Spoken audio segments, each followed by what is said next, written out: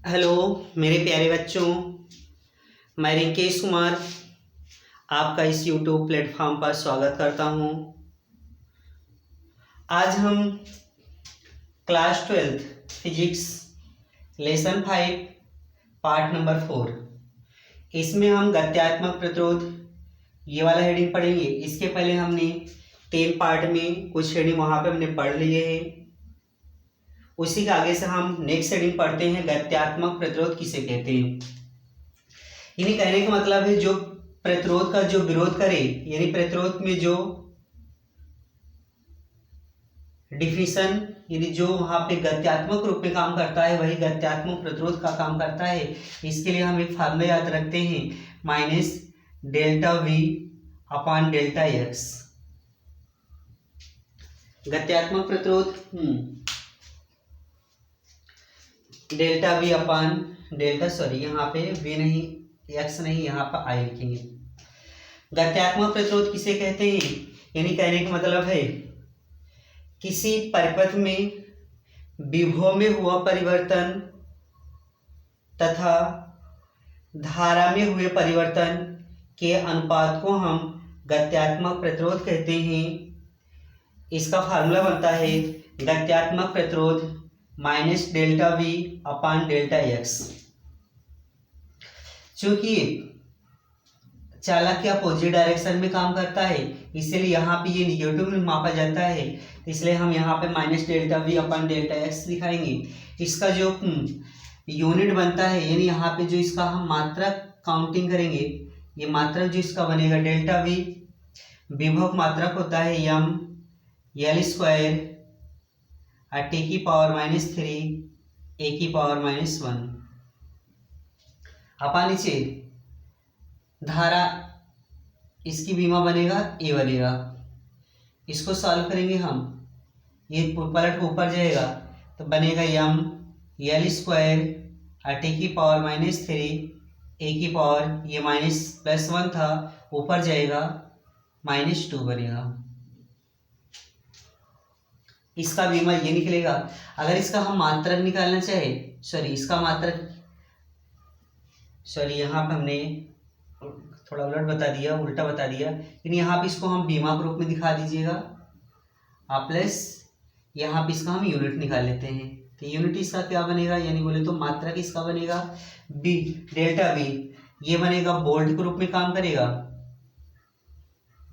अपान वैद्युत धारा I यानी बनेगा एम्पियर, वोल्ट प्रति एम्पियर। यानी इसको हम R equal V upon I से भी डिनोट कर सकते हैं, यानी वहां से भी ये चीज को हम फाइंड कर सकते हैं। तो ये हमारा गत्यात्मक प्रतिरोध, ये हमारा हेडिंग कंप्लीट होता है।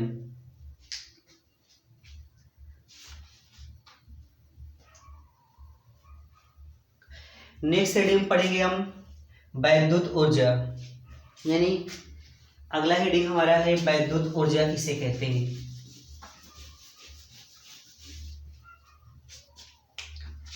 वैद्युत ऊर्जा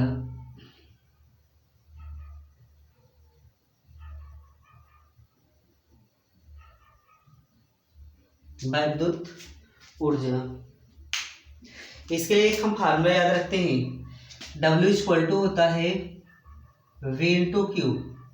वैसे तो इसका रियल फार्मूला ये बनता है B बराबर होता है W अपान क्यू होता है, उसी से ये चीज हम निकालते हैं, W यही छोड़ेंगे, ये क्यू उधर जाएगा, तो W इक्वल टू बनेगा V इंटू क्यू काम करेगा। यानी कहने का मतलब है वैद्युत ऊर्जा किसे कहते हैं, वैद्युत ऊर्जा किसे कहते हैं, यानी ये काम करेगा किसी चालक तार में जब हम वैद्युत धारा को प्रवाहित करते हैं, उत्पन्न विभव V तथा प्रवाहित आवेश Q के गुणनफल को ही हम क्या कहते हैं, वैद्युत ऊर्जा कहते हैं। इसे हम W से प्रदर्शित करते हैं। इसका फार्मूला बन जाएगा W बराबर होता है V इंटू क्यू काम करेगा।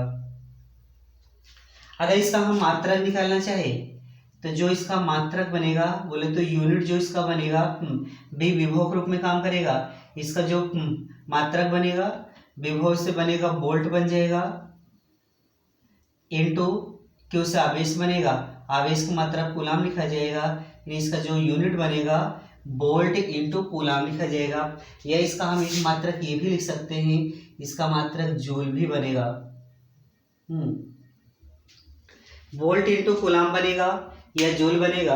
अगर इसकी हम बीमा निकालना चाहे तो बीमा इसका क्या बन जाएगा, यहाँ से विभव की बीमा बनेगा यम एल स्क्वायर बनेगा, टी की पावर -3 बनेगा, ए की पावर -1 बनेगा। फिर यहाँ पे कूलाम आवेश, आवेश की बीमा का बनेगा ए इंटू टी बनेगा, इसको मिला के दिखाएंगे तो यम एल स्क्वायर टी की पावर -3 +1 घटेगा तो -2 बनेगा। ए पावर 1 यहाँ से ये कैंसिल होगा तो क्या बनेगा ए की पावर 0, यहाँ पे सीधे इतना ही लिख देंगे हम यम एल स्क्वायर टी की पावर -3। इसका जो फार्मूला बना W बराबर B इंटू क्यू, यानी किसी चालक में हम जब वैद्युत धारा को प्रवाहित करते हैं, हाँ, तो उनमें उत्पन्न विभव V तथा आवेश Q के गुणनफल को ही वैद्युत ऊर्जा कहते हैं। इसे हम W से प्रदर्शित करते हैं।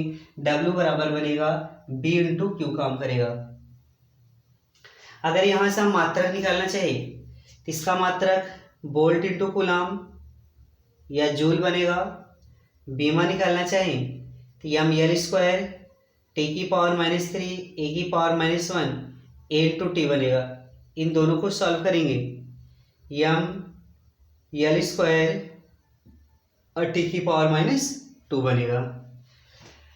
इसमें देखिए कुछ चीज़ें हम, यानी यहाँ से जो फार्मूला बना हुआ है इसी से हम कुछ पॉइंट और क्लियर करते हैं। यानी कुछ यहाँ से अगर हम विभव के स्थान पर कुछ और वैल्यू लें तो इसका एक नया फार्मूला क्या बनेगा। फिर इसके बाद आवेश को हम चेंज करेंगे तो एक नया फार्मूला क्या बनेगा। यानी चूंकि हम जानते हैं, यानी पहला कंडीशन अगर हम निकालना चाहें ये बनता है, चूंकि हम जानते हैं Q बराबर होता है I इंटू टी बनता है। अगर ये हम इसमें रखें, अतः एक हमारा न्यू फार्मूला बनेगा W इक्वल टू V ऐसे रहेगा इंटू Q का स्थान पे I इंटू टी बनेगा। ये फार्मूला हमारा ये बनेगा W इक्वल टू VIT, इतना जूल बनेगा। एक हम दूसरा मान निकालना चाहते हैं। अगर हम एक और फार्मूला निकालना चाहते हैं, चूंकि हम जानते हैं एक फार्मूला होता है R बराबर होता है, R इक्वल होता है V अपान I होता है। अगर यहाँ से V की वैल्यू निकालने हम, I पलट किधर जाएगा, I इंटू R बनेगा। अगर यह मान इसमें रखें, यानी कहने का मतलब है अगर यह वैल्यू इसमें रखेंगे, अतः W इक्वल टू V का स्थान पे I इंटू R बनेगा, I इंटू R होगा into I into T. W equal to I गुणा हुआ I स्क्वायर बना, R इंटू टी बनेगा, यानी बनेगा I square R into T बनेगा। एक सूत्र हमारा ये बना। अगर हम अगला फार्मूला, यानी हम यहाँ पे तीसरा फार्मूला इसको हटा देते हैं। अगर यहाँ पर हम तीसरा फार्मूला निकालना चाहें, इतना जूल, तीसरा फार्मूला अगर हम यहाँ पे, कहने का मतलब है I के स्थान पे अगर I को चेंज करें, ये फार्मूला बनता है। चूंकि हम जानते हैं R बराबर होता है V अपान I होता है, I निकालेंगे तो I बराबर का बनेगा V अपान R बन जाएगा।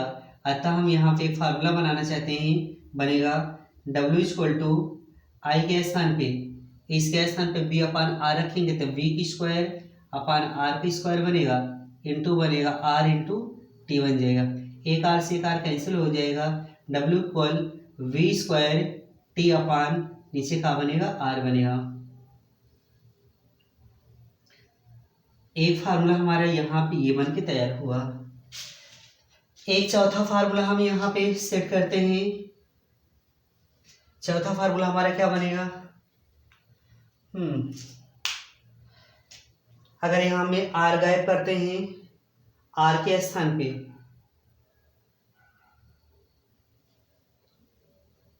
बस कुल मिला के ये 4 फार्मूला हमारा कंप्लीट हुआ। एक फार्मूला हमारे ये बना W=V/Q बना, एक हमने यहाँ पे ड्राइव किया W=VIT बना, एक ये फार्मूला कंप्लीट हुआ, एक यहाँ पे ये बना। इस तरह से हमारा वैद्युत ऊर्जा का डिफिनीशन कंप्लीट होता है। इसी तरह से हम एक चीज़ और निकालते हैं। अगर यहाँ पे हमको वैद्युत ऊष्मा निकालना होगा, तो सीधे सीधे देखिए ये कुल मिला के यहाँ से ये बनता है। जो भी ऊर्जा होती है, ऊर्जा में अगर हम 4.2 से डिविजिबल करेंगे तो जो यहाँ पे मान निकलेगा वह हमारा वैद्युत ऊष्मा का काम कहलाता है, जिसका जो मात्रा काम करता है वह कैलोरी में मापा जाता है। इन ऊष्मा को हम किस में डिनोट करेंगे, यानी एस से डिनोट करेंगे, और प्लस इसका जो मान निकलता है उसे हम कैलोरी में मापते हैं। कहने का मतलब है जो भी हमने कार्य किया उसमें हमने कितनी कैलोरी ऊर्जा प्राप्त किया, कितनी कैलोरी ऊर्जा हमने वहां पे निकाली, वो चीज यहाँ पे काम करेगा वैद्युत ऊर्जा से, वो हमारा वैद्युत ऊष्मा के रूप में काम करेगा। यानी कहने का मतलब होता है जो H होता है, H जो है यही W में, W में अगर हम 4.2 कैलोरी से भाग देते हैं, हाँ CAL कैलोरी से भाग देते हैं, यही हमारा क्या कहलाएगा, वैद्युत ऊष्मा कहलाएगा। अगर इसमें हम फार्मूला, जैसे हमने ऊर्जा में सारे फार्मूला ड्राइव किया, वैसे हम कैलोरी में अगर ऊष्मा में निकालना चाहें तो इसका जो पहला फार्मूला बनता है हम जानते हैं W बराबर होता है, ये फार्मूला हम जानते हैं W होता है W होता है, ये फार्मूला बनेगा W=V/Q होता है, V/Q। अगर यहाँ से मान निकालेंगे अतः फार्मूला बन जाएगा W=V H इस W का स्थान पे लिखेंगे V/Q बनेगा, और पानी से कितना बनेगा 4.2 कैलोरी बन जाएगा। एक फार्मूला हमारा यहाँ पे ये ड्राइव हुआ। अगर यहाँ पे हम दूसरा फार्मूला निकालना चाहें, चूंकि W बराबर होता है VIT होता है, अतः यहाँ पर हम ऊष्मा से निकालना चाहें, ऊष्मा H बराबर बनेगा, इस W का स्थान पे VIT दिखाएंगे, VIT बनेगा। आप नीचे किससे भाग करेंगे 4.2 कैलोरी से, CAL। एक फार्मूला हमारा यहाँ पे ये बनेगा। अगर यहीं पे हम तीसरा फार्मूला निकालना चाहें, तीसरा फार्मूला हमारा ये बनेगा, चूंकि हम जानते हैं W बराबर होता है I² R/T होता है, अतः ऊष्मा